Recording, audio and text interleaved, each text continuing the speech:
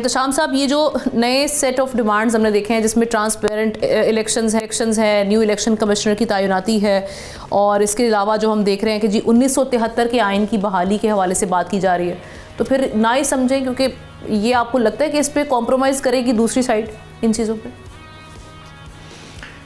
देखिए, हम ना कहते हैं सियासत में कोई हरफ आखिर नहीं होता। थोड़े दिन पहले तक तो बिल्कुल ये सूरत हाल थी, पर पहले भी एक दफ़ा डिस्कशन में ये चीज़ आई थी कि ये बातचीत का नहीं कामयाब हो सकती, बहुत सारी मुश्किलात हैं, दोनों तरफ से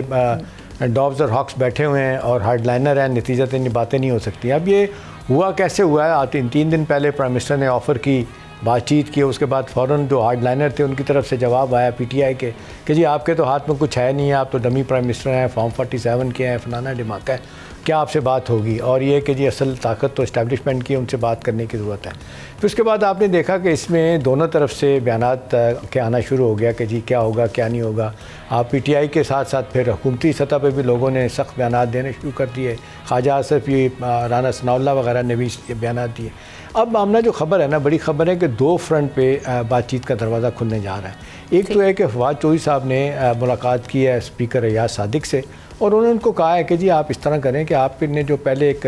नेशनल डायलॉग कमेटी बनाई हुई थी उसको रिवाइव करें, और हम चाहते हैं कि आप जो पुराने PTI के लोग हैं, जिनको कहा जाता है निकाले लोग हैं, जिनमें इमरान इस्माइल भी हैं और उसके बाद महमूद मौलवी भी, फवाद चौधरी भी, और साथ अब असद उमर और शफकत महमूद भी शामिल हो गए हैं, इनको लेके हमारी आप किसी तरीके से प्राइम मिनिस्टर से मुलाकात करवाएं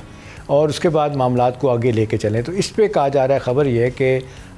याज सादिक साहब ने कहा है कि मैं कोशिश करता हूँ कि आप लोगों की प्राइम मिनिस्टर से मुलाकात हो जाए। एक ये फ्रंट है, और दूसरा फ्रंट आमना ये है कि आपने देखा कि जिस तरीके से 3 दिन पहले जब ये बातचीत का मामला हुआ तो अलीमा बीबी का बड़ा सख्त बयान आया था। उन्होंने कहा था कि बानी PTI ने कहा है कि किसी सूरत में हम बात नहीं करेंगे और जो बात करेंगे वो गद्दार हो, इतना सख्त बयान था। फिर आपने इसी तनाज़र में आपने देखा कि एक तरफ जो एक दिन में 2 बयानात आए वो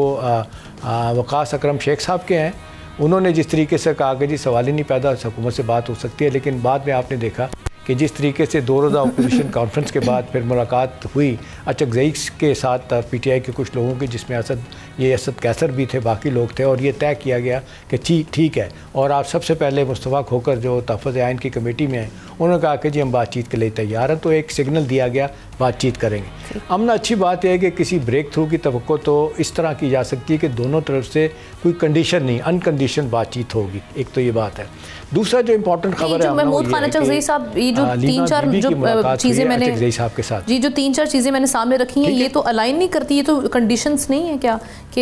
ये इन मामलों पर बातचीत हो सकती है, एक जेनेरिक, और ये अलाइन नहीं करती है कहीं ना कहीं बानी PTI के नज़रिए से?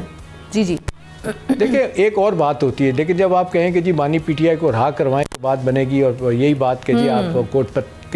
कोट लखपत के जो असीर हैं उनको रहा करें, जिसके लिए फवाद चौधरी भी कह रहे हैं कि पैरोल पे उनको रहा कर दिया जाए। एक जिसको कहते हैं वे फॉरवर्ड बनेगा, शुरुआत हो सकती है। लेकिन हम ना ये इंतखाबात कराना, फिर इलेक्शन कराना, इलेक्शन कमिश्नर का ठीक हो जाना, ये होना, ये तो होती रहती हैं बातें। असल बात यह है कि ये अब ये कहा जाता है कि 2 ख़वातीन हैं जो इस मामले को, लोग कहते हैं ना, बैठ के बातें होती हैं कि ये तो जिस तरह लड़ाई इतनी आगे जा चुकी है, ये वापस कैसे आएगी। अब इत्तलात यही है कि जी 2 ख़वातीन जो हैं वो कहते हैं अलीमा बीबी या बुशरा बीबी, ये अगर इन्वॉल्व हो जाती हैं तो शायद कहते हैं कि कोई पोलिटिकल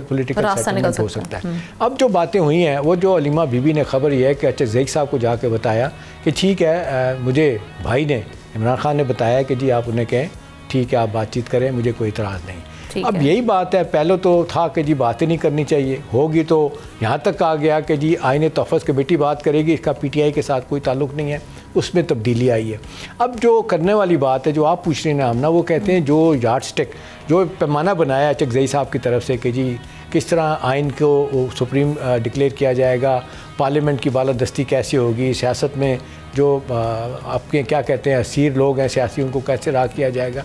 ये साथ साथ बातें चलेंगी। अब इम्पॉर्टेंट बात यह है कि अब ये अगर बातचीत होती है तो अचकज़ई साहब का कहना यह है कि फिर मैं ख़ुद जेल में जाऊंगा और मैं जाके मैं अंडरटेकिंग लूँगा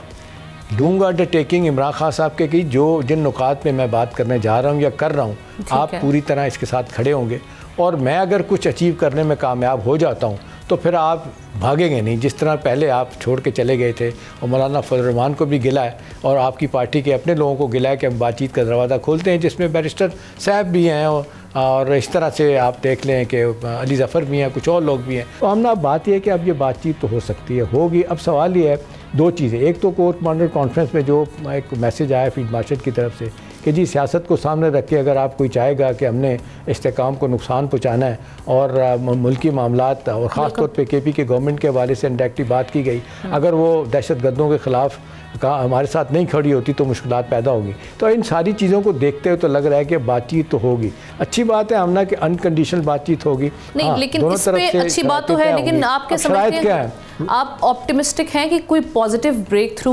नियर फ्यूचर में आपको दिखाई दे रहा है? हमना देखिए, कहते हैं ना कि वो सियासत में दरवाज़ा आप कभी भी बंद नहीं करते और आप उम्मीद, वैसे तो हम सारे सिनिक लोग हैं, ख़ास तौर पे साफ़ियों को कहा जाता है कि नाउमीदी फैलाते हैं, कोई ऐसी बात नहीं करते। लेकिन हमारा देखें ना, हम ना जो ज़मीनी हक़ाइक़ तो ये बता रहे हैं कि सियासी लड़ाई अपनी जगह, लेकिन इसका नुकसान तो मुल्क को हो रहा है ना। ये अदम इस्तेकाम, सियासी इस्तेकाम और इक़्तिसादी इस्तेकाम के लिए ज़रूरी है ना कि आप हारमोनी पैदा हो, और ये है कि ये जो रोज़ रोज़ की लड़ाई है और दर्जा हरारत सियासी जो है इसको नीचे लाया जाए। सब्सक्राइब करें और बेल दबाएं ताकि कोई खबर रह न जाए।